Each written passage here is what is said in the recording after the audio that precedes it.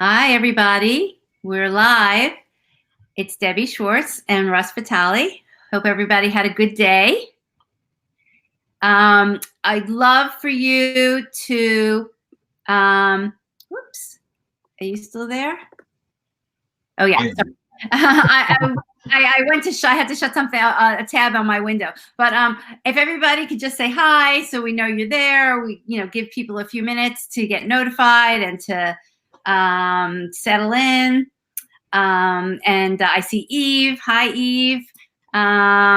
Thanks. You had some good questions. We're going to address some of them tonight. Hi, Denise. Amy. Good. Nice to see everybody again tonight.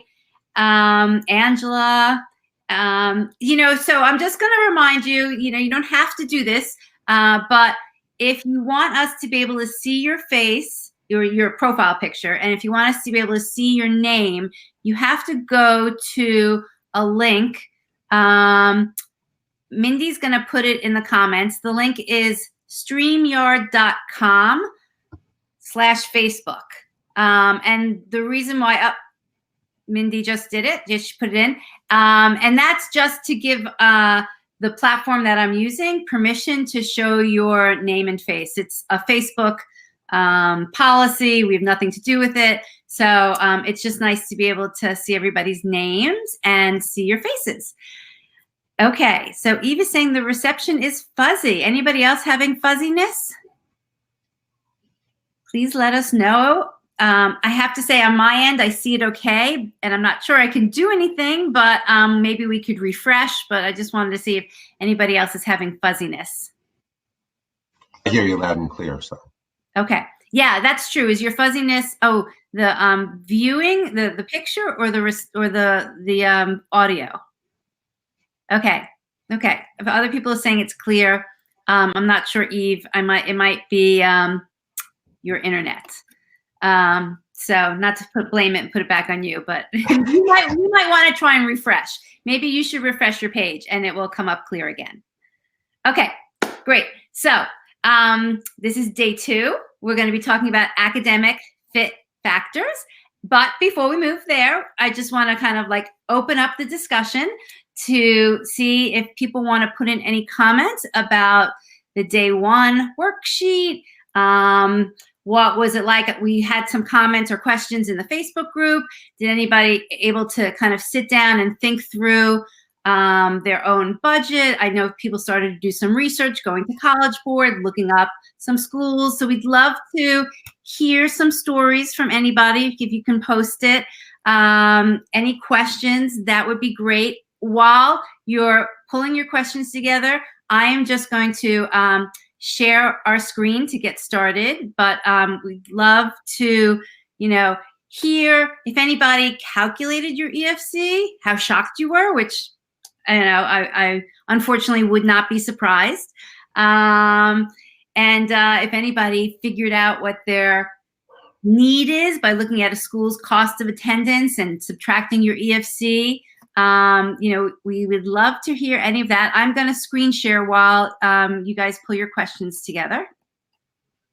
And then the other thing, Deb, I don't know if you want to just talk about the purpose of the homework in a PDF from a starting point, foundational standpoint versus a be all, save all. Sure. Yeah. Hold on one second. Sorry.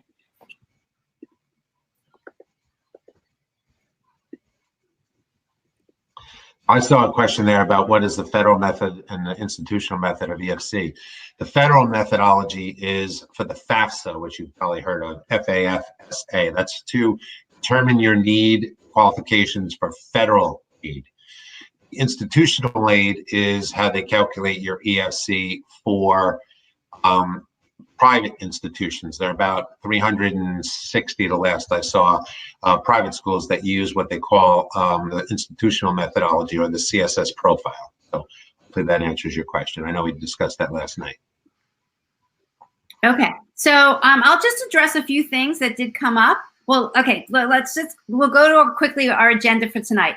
we're going to talk about, some of the homework from last night. We're going to talk about the academic factors, and then we're going to talk about homework or worksheets or things you can focus on for day 2.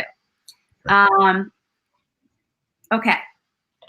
So let me address, there were a few questions that came up. And one is, there were some questions about the chart we had included in the worksheet. And just want to say that chart was really meant to start to get you to think about all the possible factors or all the possible places that you might be able to pull money from.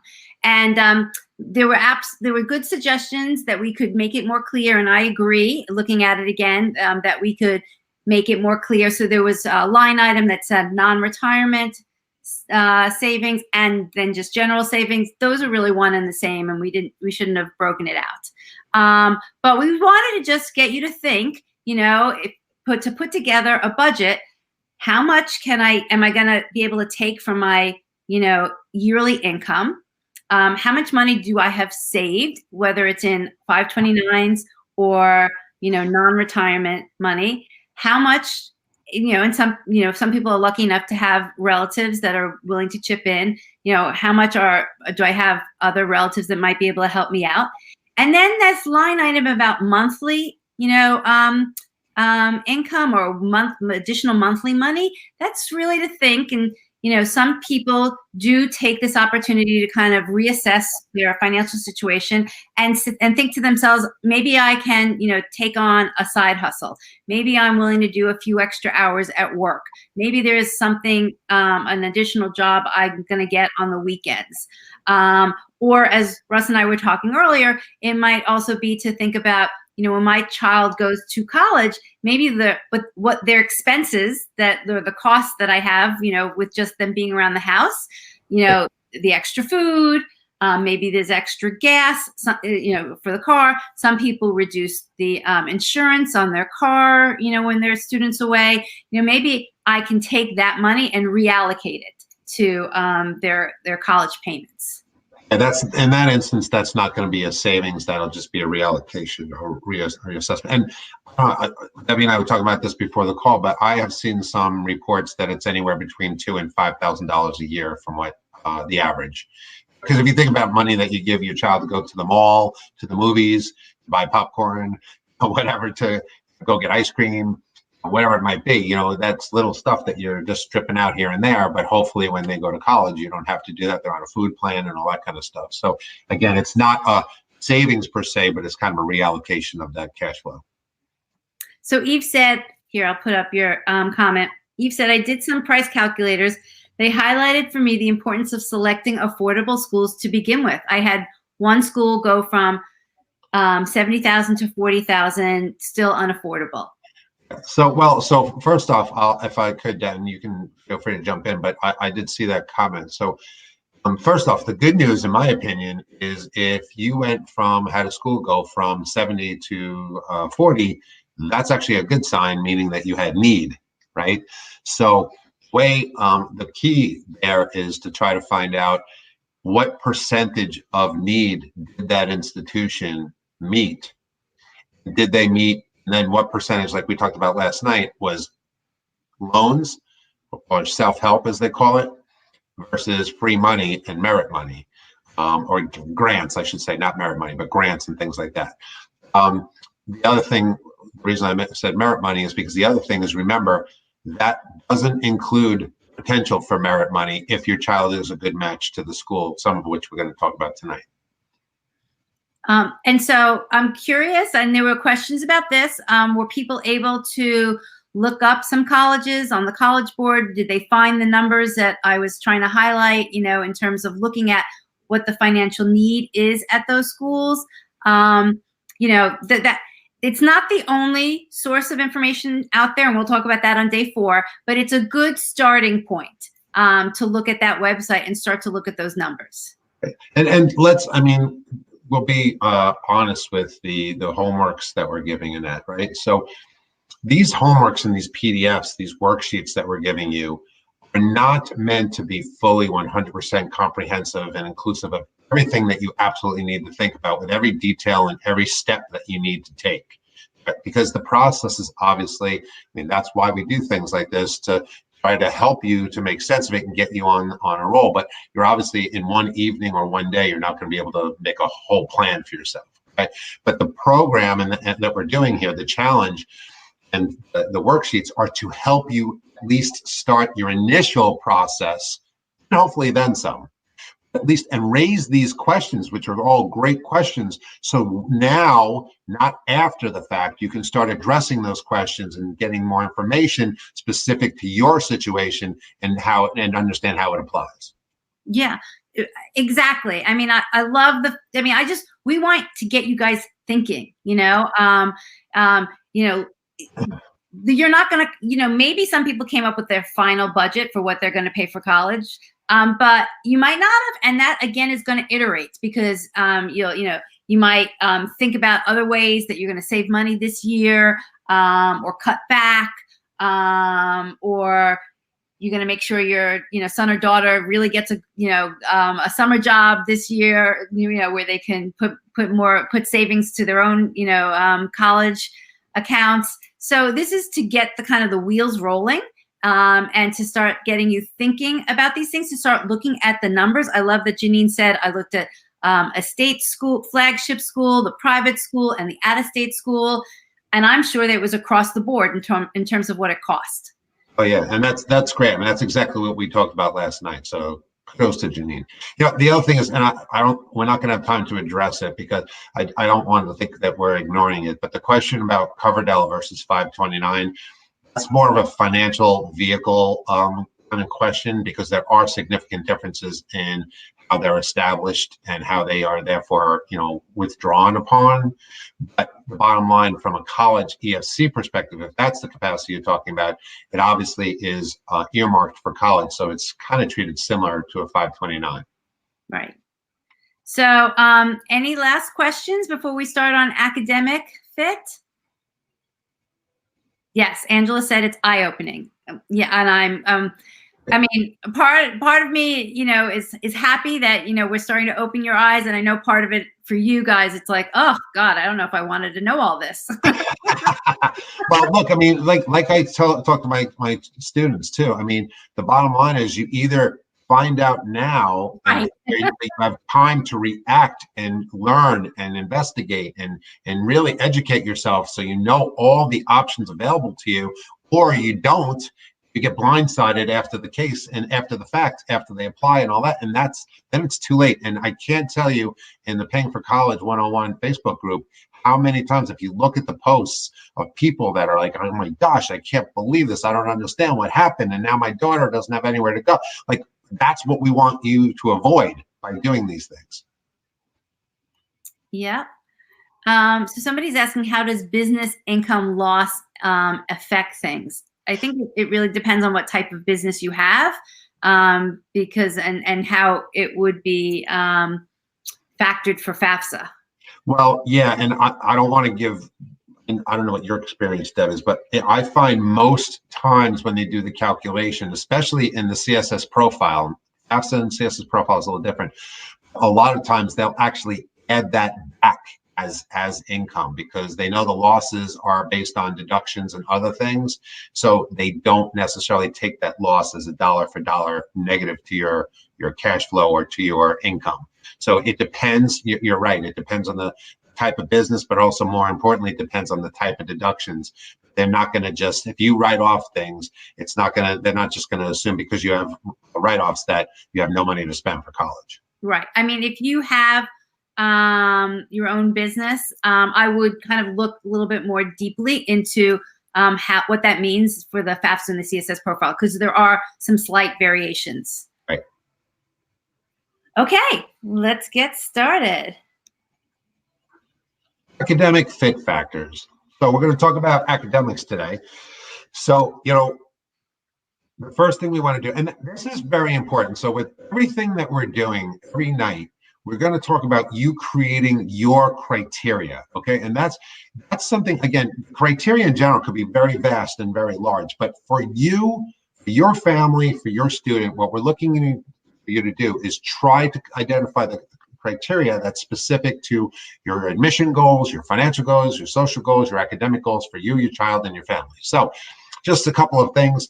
Academic offerings, those are the obvious ones, major and career. We'll talk about that in a little bit. Reputation. And I have to tell you, I said this yesterday too, you got to be careful about reputation and make sure that it's actually been vetted out. I just had this conversation with the client before this call, which I'll potentially share a little bit later. Competitiveness, and when I'm talking about competitiveness, there we're not talking about ratings and rankings. There we're talking about once they actually attend college. Is it a collaborative environment? Is it a competitive cutthroat environment? Do they work in groups? Are there grades? Is there freshman seminars? Are there ways to get involved in things that are nice and transitional? There's a whole lot of things there relative to competitive atmosphere that your student is in. Special learning needs and support, obviously that goes without saying. And by the way, to that end, I can't tell you how many clients ask me if their child has special learning needs or needs support, should I let the college know that? Answer is absolutely 100% yes, because of two things. First and foremost, most important thing is you want to make sure your child is set up for success. Even if they don't take advantage of whatever's available, you want to make sure that they're aware of it. Tutoring, writing lab, notes, audiovisual, whatever it might be, you want to make sure that the colleges you're considering have those abilities to help your child. And number two, if a school, which they would never be able to admit openly, but if a school were biased against your child based on your child having those needs, you don't want your child to go to school there anyway. So to me, I wouldn't even think twice. I think you have to disclose that, and you really have to do the research, and that is very, very critical to your child's success. Internship availability and support, we'll talk about that, but we talked about that a little bit yesterday. The sink or swim, thriving versus surviving, right? Because, I always tell people, competitive nature of not just their peers, but of the classes. There's a difference between being chained to a desk in a library your whole 4-year career at college, or actually being able to network and take advantage of the resources and actually, God forbid, dare I say, have a little fun. And then also bumper sticker envy. I always tell people, do not let that drive the college bus. And that kind of goes back to the reputation and competitiveness in a way. So many students and parents, but so many students really honestly have no idea how to assess a college as far as how competitive it is, how good it is, how great a match, how it's going to set them up for the future. And you can't blame them. But because they don't know, they're not doing these things that we're asking you to do. All they go by is reputation. Whether it's, again, NCAA basketball tournament, or we all can sit here, probably list the top 50 schools in the country from a selectivity admission standpoint. We may have them in different order, but we all probably know Ivy Leagues, the Dukes, the Notre Dames of the world. That doesn't mean that they're better schools necessarily. So to avoid that as you're going through. So look at these kind of things. There was an interesting study done a couple of years ago that 78% of parents made college application process and admission process about them, their expectations, and them trying to use it as a proof that they're actually a good parent versus actually using it the right way to make sure that your child's set up for success. It's not intentional, it's just what people do. So I'm just going to add a personal story. My daughter in high school had an IEP, and she was very smart, but she needed, a little extra support. And that was a factor in the schools that we applied to. And we didn't hide it in the application. We actually, when we visited schools, we asked to see that office. We wanted to, talk to the disabilities office and find out how they supported the students. And there was a range of different ways that they supported them. Totally. And it didn't impact, obviously hopefully we chose the schools that she applied to that it wasn't something that they were a factor that they were going to hold against her. And she got into a good school, but it was important. And it is one of the things that helped her get through her first year was having that extra support. Absolutely. It's critical. Okay. So you did it the right way, Deb. Thanks. So all the time. So just from an academic perspective, admissions perspective, we're not going to get into the nitty gritty detail, but academics do include ability for your child to get admitted, right? Like what's a reach, what's a match, what's a safety. So I wanted to just take a couple minutes just to go through. It is definitely much more competitive now than quote unquote when we or I went to school, okay? So it is much more competitive. So go ahead, Debbie, that's on the next one if you like. So thought we would talk a little bit just about what some of the differences. Right now, supply is steady, meaning supply is steady of the number of students that are applying to college. But I'm sure you know, new colleges are not popping up anywhere. The only ones that are online colleges, okay, which is a totally different process and totally different, obviously, life experience. So number of colleges not changed, but a lot more applicants. Demand is growing overall, meaning that there are, high school grads, they kind of assume that they're going to go to college. The numbers are right there, but 45% they were going to go to college earlier on. And now we're in the 2000s, over 73%. I know in New Jersey, the last number I saw was that 93% of high school graduates are expecting or assuming they're going to go to college.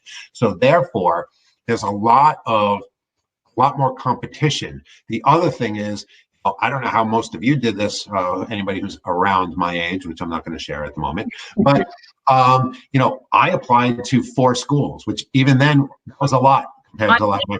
And I had to use a typewriter.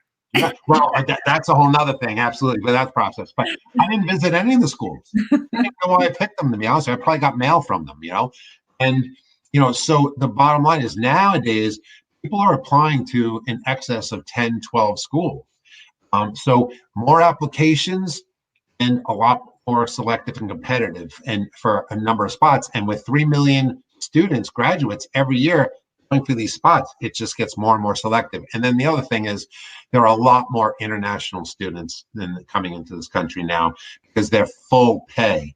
And in order for them colleges to be able to give money to so many people, they have to be able to make up revenue. So that's why international, and they take a lot of spots. So you can't just look at the percent admitted and think that applies to you, because there's a lot that goes into that. There are committed athletes. There are special needs things. There are special demographic things. There are international. There's male, female. There's things by major. There's a lot of things. So you can't just look at, okay, 38%, we should be good. You have to know where you are in that 38% and how that applies to you. So Russ, this question comes up a lot, and maybe we'll go into detail a little bit later, but do you have a general answer? Yeah, so I typically say anywhere about 10. Okay, and I'll just give you and please understand this is a recommendation suggestion, but it's not like hardcore, right? I usually say 2 reaches, 6 matches, and 2 safeties. That's what I usually do. Now, your student is a higher end student, meaning academically has higher aspirations and those kind of things, and money is not as big a factor for you, then it might be 2 safeties, 2 matches, and the rest are reaches.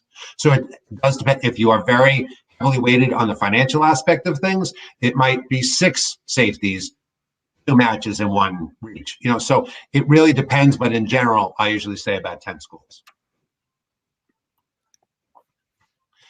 Okay, so we'll talk about a little bit about how college admissions work. So let's take it to the next level if we could. So college does, you would think it's on a meritocracy, right? And what meritocracy means basically highest GPA, highest ACT, SAT score, those people get in, but that's not exactly how it goes.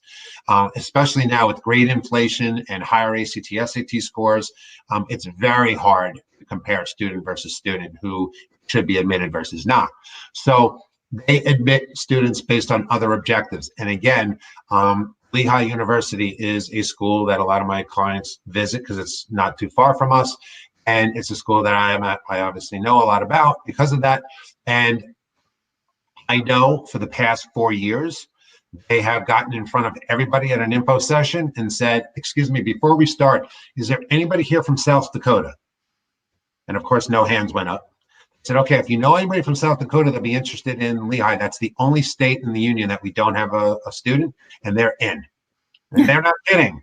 Okay, so Result is that therefore there's two admission processes. One for regular applicants, and then there's the special applicants, which also could include the international students, as we talked about, but also can include athletes, recruited athletes, and this is where, again, the confusion increases, predictability decreases, and when you look at things like general acceptance rate, if you use a program called Naviance in your high school that does a scattergram thing, it's directional, but you can't take it as gospel because there's too many moving parts.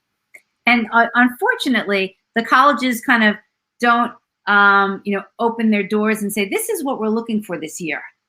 Definitely not. There's a great movie with Tina Fey about college admissions, and they ask, the golden recipe is, or something like that. She's like, I know it, but I can't tell you. And that is legit.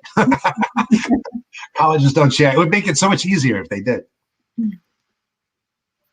Okay, so what do we do to try to account for this? So that's what we're going to talk about now. So have to understand that there's a lot of schools out there. There's a lot of ways that you can prepare for this. So, you need to know how to compare colleges, how they evaluate applicants. So one way to do that is you can ask for what they call, and sometimes they put it on their website, and sometimes you can ask for it.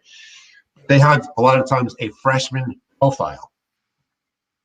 The freshman profile is the latest class that they just accepted, what their average GPA is, what the demographics of the group are, what their average SAT, ACT scores are, if they submitted subject tests, what majors they went towards, and all that kind of stuff. Some schools are more willing than others to share that. That is something I would definitely look for to get an understanding of where your child fits compared to that. That's where you're taking that high-level scattergram or acceptance rate, and now you're really starting to drill down. So if you get that kind of knowledge, it helps, obviously, because they're inside and out of the classroom, right? What courses to take, and especially that's why if you start early, for those people, juniors, this still applies because many of you might be choosing your classes for next year, which is very critical and very important. Also, for those of you who have freshmen and sophomores, this is what you need to know.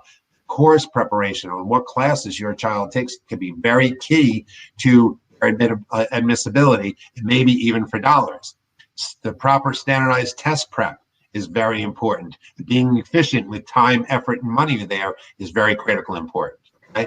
And this also, obviously, the whole goal of this is to help you create a realistic college list so you don't have the 10 schools you apply to reaches and two that are not financially in your wheelhouse. So you have a unhappy student and a negative experience when you go through the process.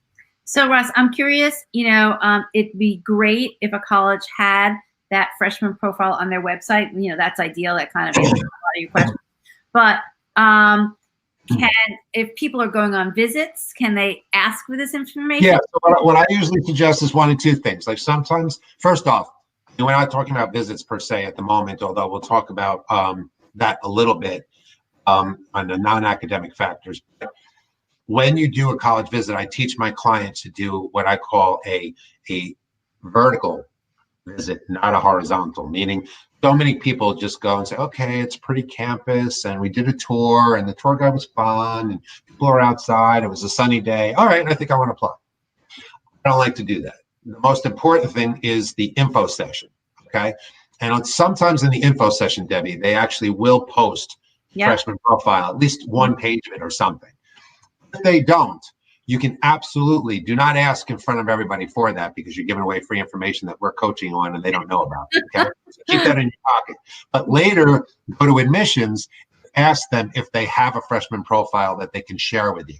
Some schools also, by the way, have it right on their brochure or catalog sometimes. So again, it depends on the school, but if you don't see it, you can't find it, you should definitely ask admissions. In the worst case, say they don't have it or they can't share it with you.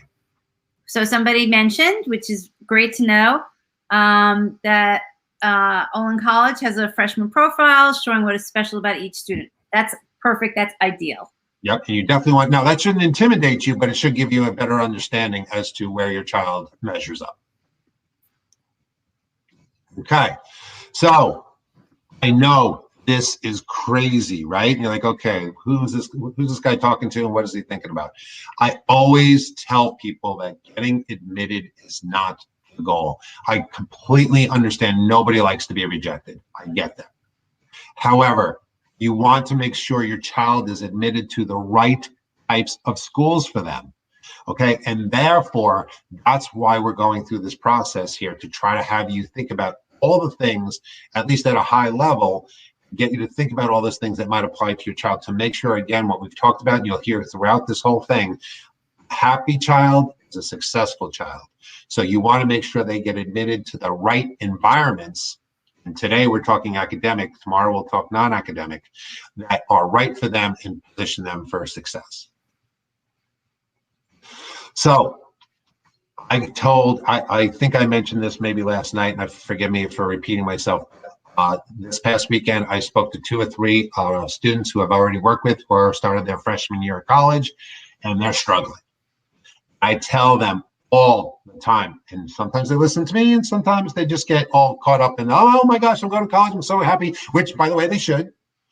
But they don't understand college is not high school. There's no squishy homework grade, class participation grade, notebook grade. There's take 3 tests, get your grade, and move on. Okay, so college is hard no matter what selectivity, no matter what the rankings stay, no matter what the bumper sticker desire is. It's hard. So every class is equivalent to an honors AP at a minimum. No one's watching your students' grades. One of my students, again, the parent said, she said she was very surprised about her grades. And I said, you know that's not true, right? I mean, she knows. She knew. Yep, she didn't want to tell you, but she knew. Because you don't all of a sudden, watch your grades like crazy in high school and all of a sudden just don't watch them in college. Now, granted, there's not as much communication and it's not as overt. But believe me, she knew her grades and she knew. Time management for study and tutoring time, because remember, right now they're going to school Monday through Friday, activities afterwards, study hall, whatever. In college, they could have, like I said, 1 class one day and 3 another, and then none a third day. What do you do with all that time? The time management is really, really key. This is the part that I wanted to make sure everybody understands. Transfer and dropout rates are really intimidating. 42 to 51% of kids, freshmen, either transfer or drop out. It's scary. It's not because they're not smart. It's not because they just can't handle it. It's because they made the wrong choice. They're either overwhelmed academically, they're in a wrong social environment, affordability may become an issue. There's a lot of different things that lead to that number. Now, this is omitting things like having an unfortunate roommate interaction, which again, we'll talk about tomorrow, okay? So I'm not saying that doesn't happen, and sometimes it's just, luck or bad luck of the draw. But these are people that, for the most part, made the wrong choice, maybe used the wrong criteria in their final decision-making, and put their student in a place that was not going to be ready for success. Students end up going to what they define as the best school, not necessarily what's best for them. And the other things I kind of talked about. So searching for help early is very critical to make sure that your child's ready to rock and roll and be in that 4-year graduation rate. So Amy has a question, probably a little bit from the discussion before. What if you're looking for a particular program within a college? Do you ask more specific questions to that department? Yeah, so the very short answer, again, I do a whole thing on this. I mean, we really spent a lot of time on this because I'm a big believer in doing visits the right way, but absolutely. So to that end, career and major is something that we talk about. And a lot of times parents will say, well, he doesn't even know what he wants to major in. I'm like, I say it nicely, but I'm like, well, did you when you were 16? Like, I don't know. I didn't. In my book, I write about the fact I very openly disclose I'm a hotel restaurant major. It helps me in the kitchen, but has nothing to do with how I make a living. It was entrepreneurial, so I enjoyed it. I loved it. I met a lot of people. It was cool networking, but I'm not in the hotel restaurant business. So for kids to think that your child knows what they want to do is a little unrealistic. Now, I'm not saying it's impossible, and I'm not saying you should not be thinking about it, but you don't want to pigeonhole, because again, the client that I just spoke to before this call, the whole time, despite me mentioning it to them, they were going, no, my son's going to do architecture. He's going to do architecture. I knew from the first meeting he wasn't going to do architecture, but I didn't say anything. I said, okay, just so you know, and I gave all the caveats, and guess what? He already switched because he realized it's not good for him. So I think it's more important in most instances. 68% of kids apply undecided when they apply to college. Of the 32% that choose a specific major, 81% change their major at least once freshman year. So what does that tell you? That means the program specific is not what the driving force is for their success in college. That's where all this other stuff that we're doing, the financial affordability, academic matching, the non-academic matching, that's what matters so much. So they don't have to say, well, I'm not doing that anymore. So now I got to transfer. I got to find another school. Okay. So for me, if your child, though, does have interest or several interests, you absolutely do try to contact admissions and ask if they can put you in contact with either students in that program or a professor or dean of that program. So I know I went off the cuff a little bit, but I wanted to share how important that is and sometimes how misleading it can be.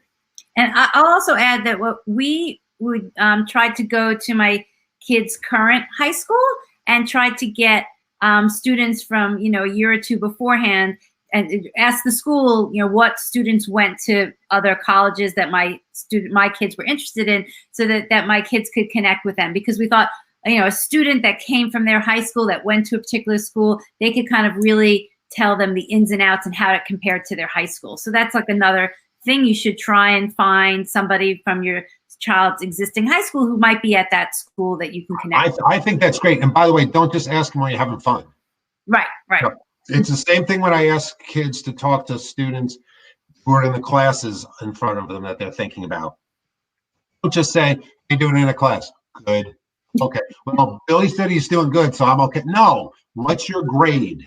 Is it a lot of work? How many hours do you have to study? Exactly. I was just going to say, how many hours of homework do you do every day? Like that kind of stuff. And by the way, Brian, absolutely, that's a great comment right there. It's absolutely true. It is scary. It's not fair. Okay. But unfortunately, because of the way they do things nowadays, more schools now are requiring kids to at least say want to be either in the School of Business or the School of Engineering or the School of Education or Arts and Sciences. And they may not even know, which is where that is another important factor is when you do these visits, talk to admissions and say, okay, and even make it up if you want to. My son is not sure if he wants to major in psychology or business management. What if he changes his mind? How flexible are you in supporting that? Because that's huge.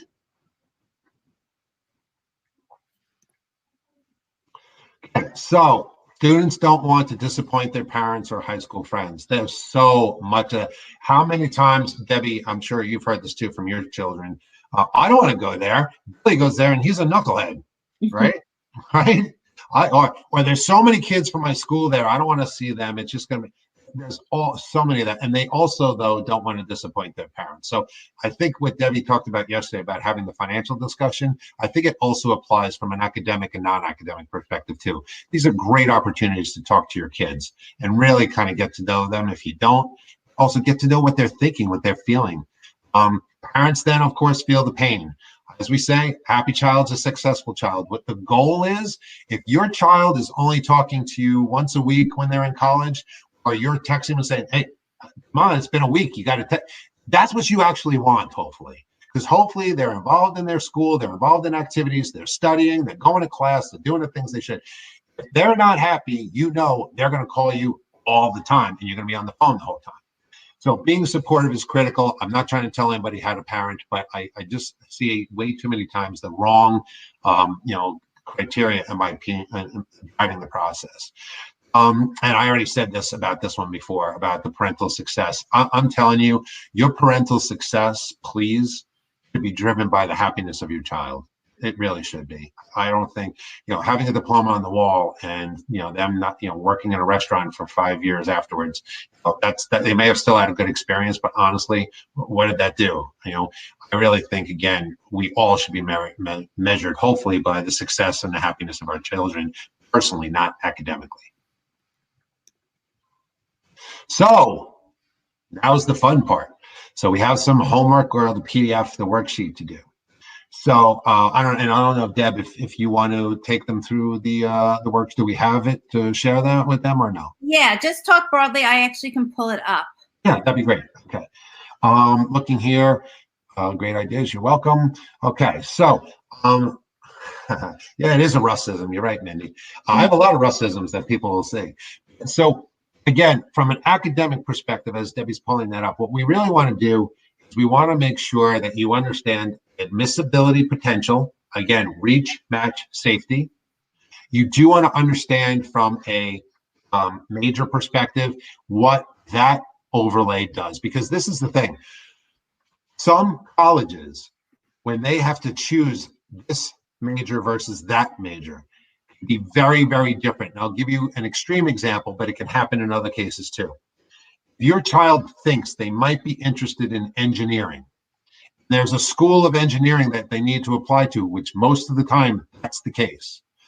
Typically, that is the most difficult school to get admitted to within any school, no matter how competitive or selective they are. So you need to understand, if your child is thinking about nursing, a lot of times, so I'll give you an example, Sacred Heart University, at least this is the way they were last year. I can't promise you it's this year, but last year, they are an SAT optional school, meaning you do not have to submit your SATs or ACTs if you don't think it's a good or strong representation of your academic ability. However, if you want to be a nursing student, if you want to be a physical therapy student or an occupational therapy, you have to submit your SATs or ACTs. There's no option. SAT optional does not apply to you. Okay? So it's really important. Some of you may know Indiana University, the Kelley School of Business. That is the most difficult school to get into in Indiana. Some of you will say, oh, you know, that's a safety, whatever. A very good school I like very much. And I think it gets a bum rap sometimes, especially in the Northeast here.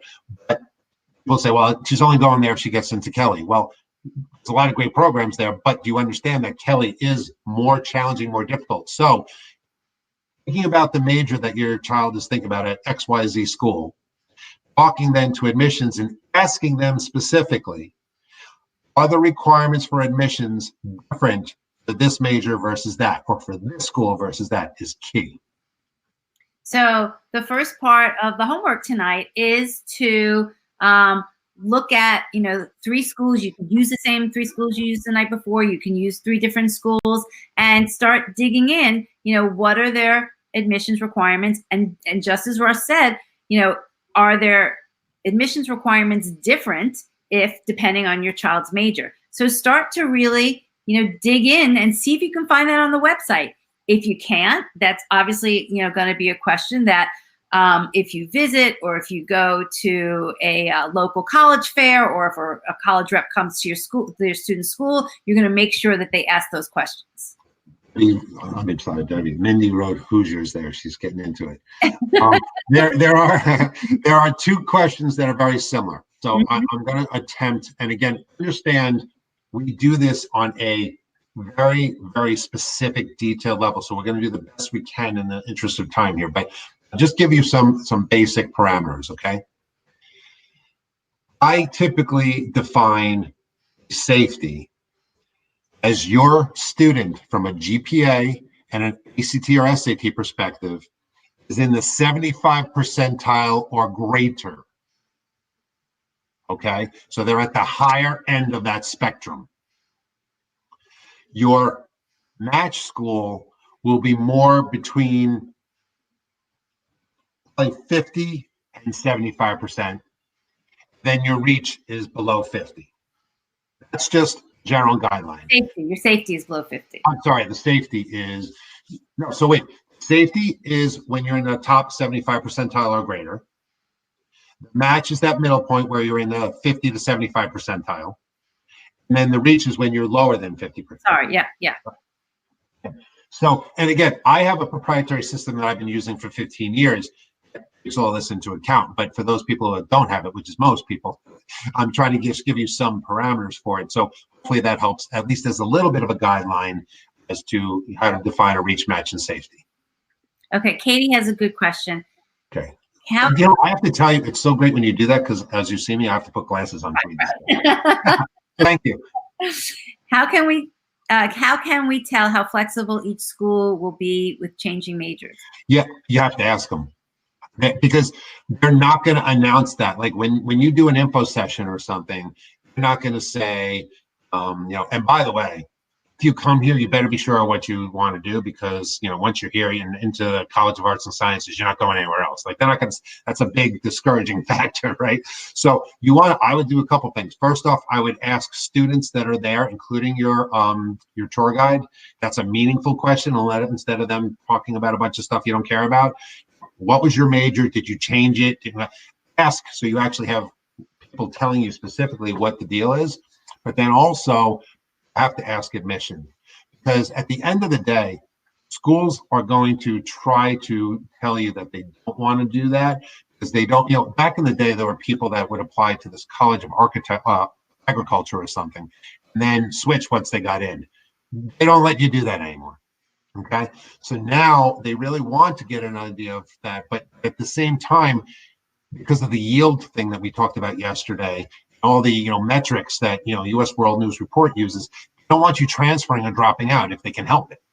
When push comes to shove, they might be a little bit more flexible, but don't want to get to that point. So I would just ask admissions flat out how flexible they are if you were to change your major, change your discipline. The other thing is, it's not just their flexibility. Some colleges will say, oh yeah, we allow you to transfer. Great.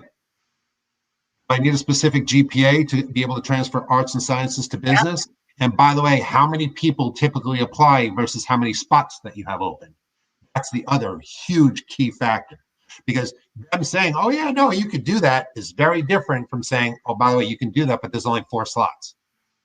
So all those specific questions will help you find the flexibilities. Hopefully that helps you, Katie. And a quick, easy, initial question is even when are they asking the student to declare their major?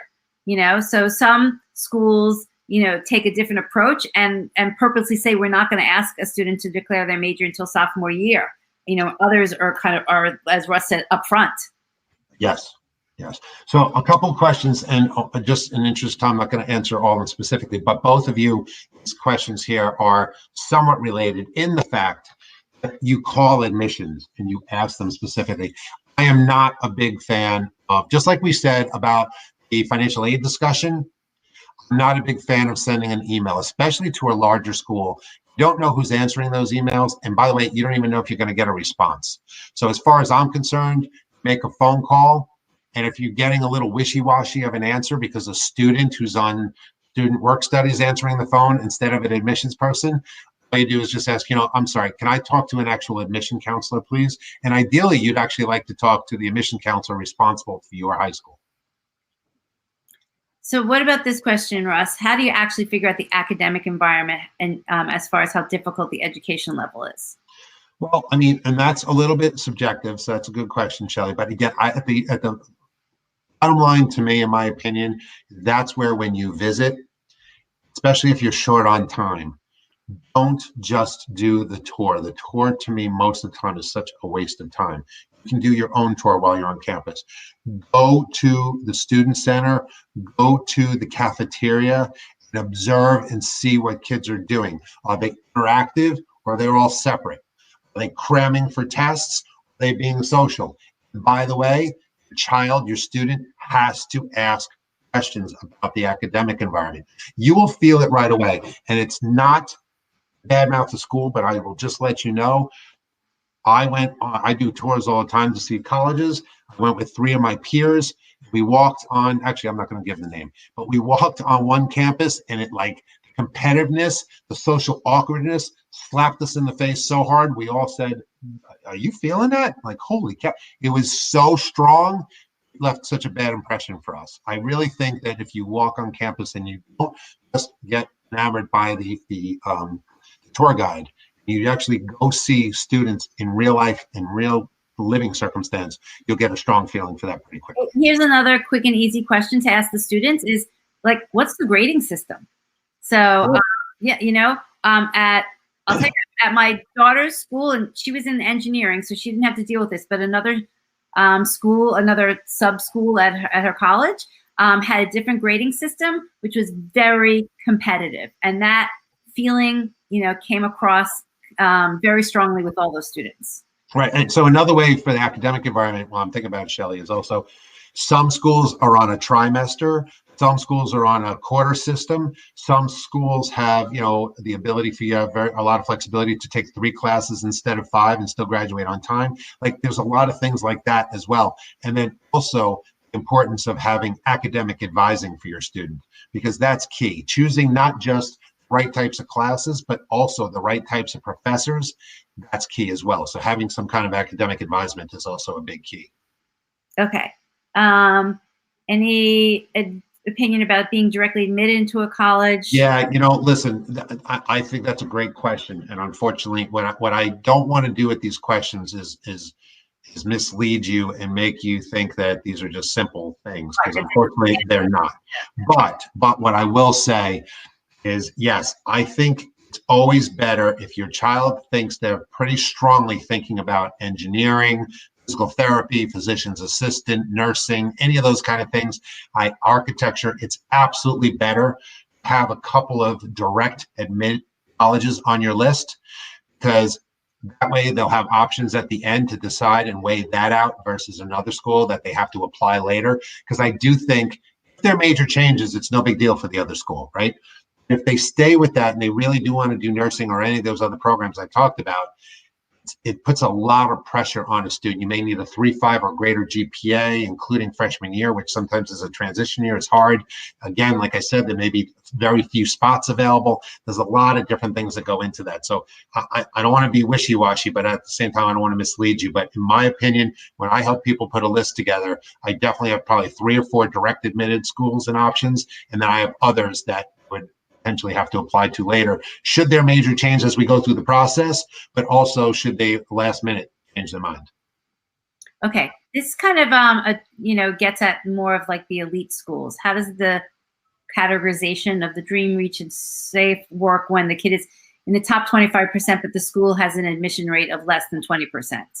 Yeah, so when you are talking about the higher end colleges, and when I say higher end, I don't mean better, but the more competitive schools, the schools that have lower admission rates, your Ivies, your sub-Ivies, your top 30, 50 schools in the country. Everybody's going to be in the top for the most part, with the exception of recruited athletes potentially. And that's no dig against them, and I'm not saying that no athlete will. I'm not saying that. But obviously, there are some accommodations made for recruited athletes a lot of times. So at the end of the day, more selective schools expect your child to take the most selective courses available in your high school. By the way, get A's in all of them, have fantastic test scores. I mean, that's 50% of the applicants that Princeton rejected last year had perfect SAT scores. I mean, that tells you 2 things. Number one, very competitive school, but also, they're not accepting just people with perfect test scores. So there's got to be something else, and that's what you got to try to find. We didn't talk that much about honors programs. Yes. So honors colleges are incredibly helpful. They're also incredibly competitive. So we talked about, different colleges or schools within the college being competitive. Honors programs are another level as well. So I use honors programs for a couple different ways. One is when a student comes into me and says, I was talking to my friend about XYZ college, and she said that it's a pretty lousy school. Like, okay, did you ask your friend if she can get into the honors program? Because if she can't, it can't be that lousy. So just to put perspective on it, I kind of do it. They're like, oh, wow, I didn't think of that, right? But a lot of times honors colleges and honors programs are obviously the more selective. They're usually the top 5 to 10% of applicants in the whole school from a GPA and ACT, SAT perspective. So, but it also, most honors programs do take into account other work that is required to be part of that. There's perks, maybe like choosing your classes first and getting first dibs on those kind of things. There also is additional work, a project, a collaborative project, an interdisciplinary project, going to seminars, doing research. There is more stuff, and also usually you need to maintain a GPA. So it is potentially a little bit more work, but it's also where the money is a lot of schools, especially your public schools. A lot of public schools will not give you any money. They're need-based only unless your child gets into an honors program, which could be completely different admission criteria than general admission. Okay, Russ, we're going to ask two more questions. I'm going to sum up one question that a lot of people are asking, and that's related to, we're talking about asking admissions, more information if you can't find it on their website. And a lot of people are asking, and this is perfectly normal to ask, who should be making that call? The student? I'm going to tell you the student should. The bottom line is that admissions people in colleges want you to pay for college, but they don't want you to talk. Parents, right? Right, and it's just a fact. So, can you call to ask a general question on behalf of your child because they're in school and by the time they're done, the admission office is closed? Absolutely. I would try not to identify myself, to be honest with you. I would just make a general inquiry, which at a lot of schools, they're not even going to ask you who you are anyway, so it's not a big deal. I wouldn't get in the habit of doing that. Maybe also what I also advise is I do it sometimes for my students, but then I also ask parents to do this. Maybe you kind of do one for your student while they're with you. So they understand the types of questions you ask, put it on speaker, let them hear that interaction. So that way, and then say, hey, you know what? Why don't you try the next one? And like I said before, you can call a college that honestly your child's not really that interested in, just so they feel comfortable. They're not going to screw it up or make a mistake or whatever. And by the way, these admissions people, they're used to and they want to and they're supposed to talk to 16, 17, 18-year-olds. There's no way. They should be a little prepared, but there's no way they're going to know. And believe me, your child, if you do the right things that we talk about, is going to be so much more impressive and so much better prepared than 99% of the people. Do you have fraternities? Right on the webpage, like seriously, so your child's going to know a lot more and they should not be intimidated. And it's hard to say because a lot of kids, obviously parents too, but a lot of kids are so worried about being judged. You're not going to be judged by an admission person. You're really not. Okay, this is a great question. We'll also probably get into it a little bit more on day 4, but the question about seeing 6-year graduation rates listed on schools. What does that mean relative? Yeah, so I mentioned that last night briefly, but that's worth repeating for sure. The Department of Education, as crazy as this is, actually has given and condoned colleges to be able to report their graduation rate based on 6 years, not 4. So it's a higher number. So of course the colleges go, all right, well, you told us we can do this, so here you go. So 6-year graduation rates are very, very common. And by the way, if it doesn't specify 4-year versus 6, assume it's 6. And that does mean the 4-year graduation rate is typically lower and sometimes much lower. And that's another question you can ask. If Absolutely. you cannot find it on the website, we'll show you some sources where you should be able to find it. But if you want to ask admissions or no, I want to just say, these are all great questions, and we're going over, but hopefully you all are okay with that because of the we are answering your questions because we want to be respectful of your time. So I just want to state that quick. But this is why we're doing this, folks. Like, understand, like we're on day 2, and we have so many questions. So what we're doing, these are questions that are so critical and important, and this is just again scratching the surface. Like, as you continue to go through this process, as you visit more schools, as your demographics for your child starts, filling in the blanks, there's going to be a lot of stuff that's going to come at you. But hopefully with what we're giving you as basic tools here, you can apply the same methodology towards a lot of that stuff. So at least you can get some assistance and guidance and not feel like you're drowning. Oh, okay. Angela says budget for 6 years, then instead of 4 years. Then wow, then you can have a big celebration. If you budgeted for 6 years and you have all that money and your child finishes up in 4, wow, then you can go on a great trip together. Absolutely. Or have a big party at your house and invite us. Okay, so this was great. There are more questions. We will try and sum them up and get to them, over the next few days. But as Russ said, this is, and all these things, yesterday, today, is to get you thinking, we probably can't answer absolutely all the questions tonight, and you're going to have more questions as you go through the process, but this is scratching the surface, and we're just happy that you're starting to dig in. That's what's really so important right now. Right. If I could, Deb, so obviously everybody, your worksheets, right, as best you can, and bring us some questions tomorrow. This seems like a lot of questions were generated today. There is a question that I get asked all the time about extracurriculars, and that is a completely, I could do an hour on that alone, okay? But I'm just going to tell you this. Nobody is getting into a college with a lower GPA than they expect and a lower ACT, SAT score, and a fact that they're in Key Club. Nothing against Key Club, but it's not happening.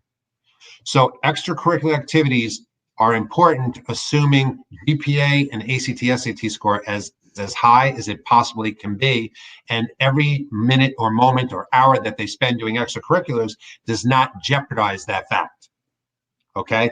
Now, I'm not going to say extracurriculars are not important at all, because colleges want you to come to their community and actually participate. So it does set kind of a trend or for your student that they evaluate. It also could potentially tell a story of your student and that supports their potential academic interest. But I think way too many people worry too much about extracurriculars and put so much pressure on their kids to be doing all these things when they just need some downtime. And I really think that I say, you say how many are needed. This is not, possible, but I'm just going to tell you what I advise my clients. I tell my clients, be the best possible student, ACT, SAT, and GPA wise that you could possibly be, whatever that means, plus four activities you're involved in that you increase your responsibility and leadership or other things year over year, that is consistent with and that you actually enjoy. Like, don't do it just for resume purposes. That is manageable, and maybe that you actually can kind of tell a little story about this. I can go on, but that hopefully will help. One thing that you just mentioned, Russ, is really important. If we've got families here with kids in 10th grade, maybe even 9th grade, I'm probably more 10th graders, that if your child can get involved in an activity and then show year over year how they got more involved and they took on more responsibility with that activity, that's tremendous. Yeah. And by the way, the other guideline that I sometimes use is on the Common Application, there's a list of up to 10 activities that a student can list on their application, not more. So you want to fill in as many of those 10 as possible? I mean, yeah, if you can. Having 20 is not going to help your student at all, because first off, they're not going to be able to list them. Colleges don't want resumes sent to them.